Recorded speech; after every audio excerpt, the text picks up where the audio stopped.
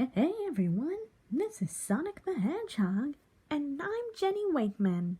And today we will be reading you all Sonic Shoes Blues, which is apparently a Sonic book about you losing your shoes.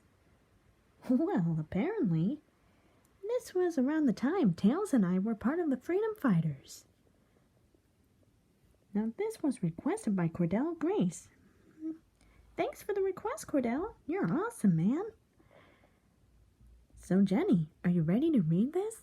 Yep, I'm ready. All right, let's do this. Once upon a time, not too long ago, the planet Mobius was a clean, green, wonderful place to live. The Mobians, or those who live on Mobius, are called, lived in peace with each other and cared for the world they inhabited. All that changed when the arrival of the evil Dr. Robotnik and his gang of polluting robots. He took over as dictator of the planet, ruling with an iron fist, or hand, from his headquarters in the cities of Robotropolis. Of course, the Mobian people are not at all happy with life under the rule of Robotnik, especially since he makes some work around the clock in his smoke-spewing robot factories.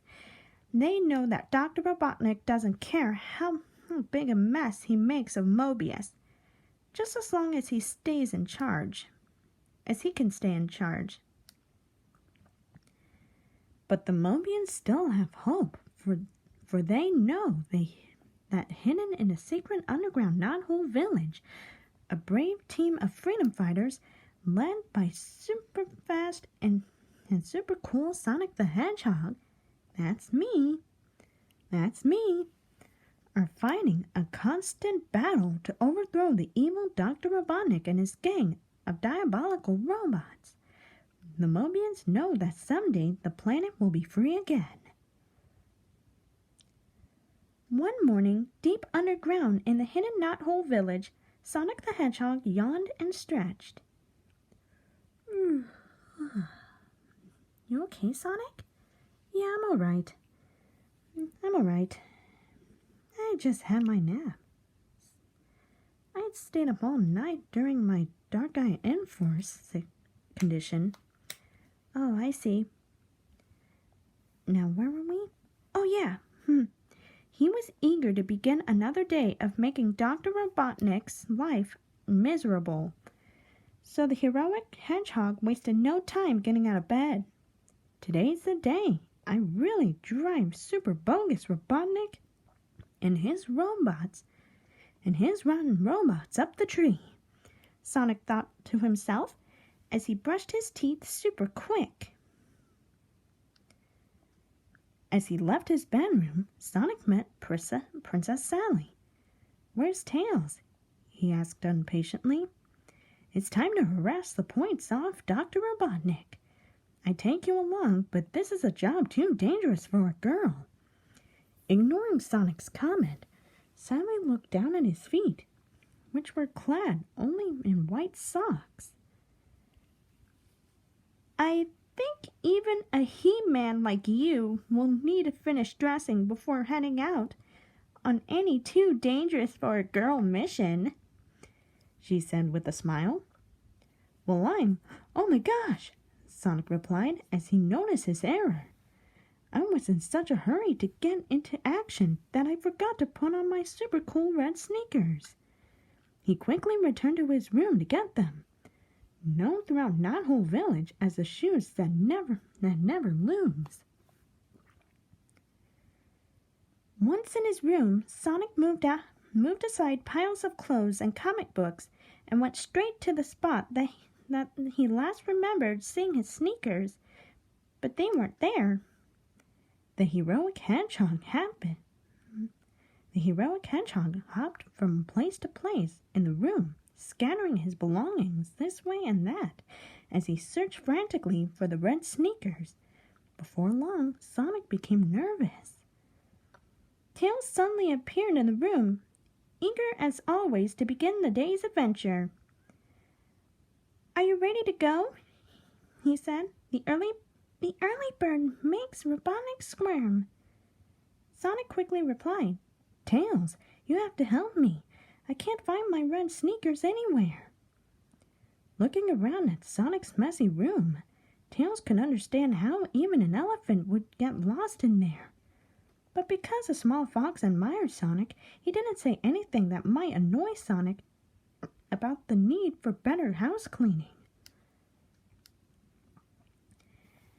The two looked and looked, and although they found 3 half-eaten cookies, which Tails gladly disposed of while Sonic wasn't looking, a half can of soda, portions of Sonic's straight-looking aircorn collection, 2 right-handed gloves, a shirt that Sonic forgot he had, and even partridge in a pear tree.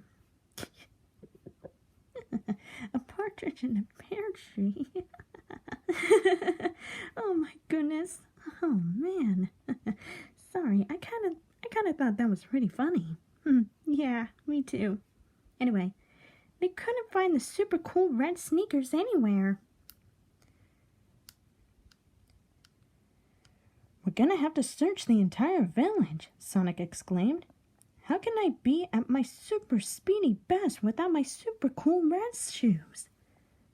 On the way out of Sonic's room, he and Tails met Antoine.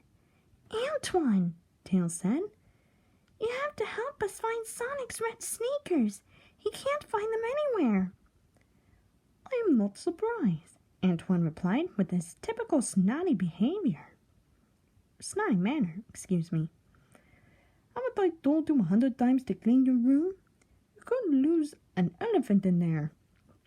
Tails had to smile to himself, but suddenly turned serious when he saw that Sonic was not amused. In fact, Sonic was worried about the situation, that he couldn't even come up with a wise cry for wimpy Antoine. Sonic began to wonder if perhaps the sneakers were not lost at all, but stolen. "Okay, time for a meeting," Sonic exclaimed. Tails immediately began ringing the assembly bell.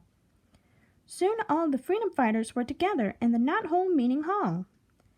"I've called you all here because 2 things that are very important to me, and my feet are missing," Sonic began. "And I think someone is in this very room may have something to do with it." The group looked at each other in shock.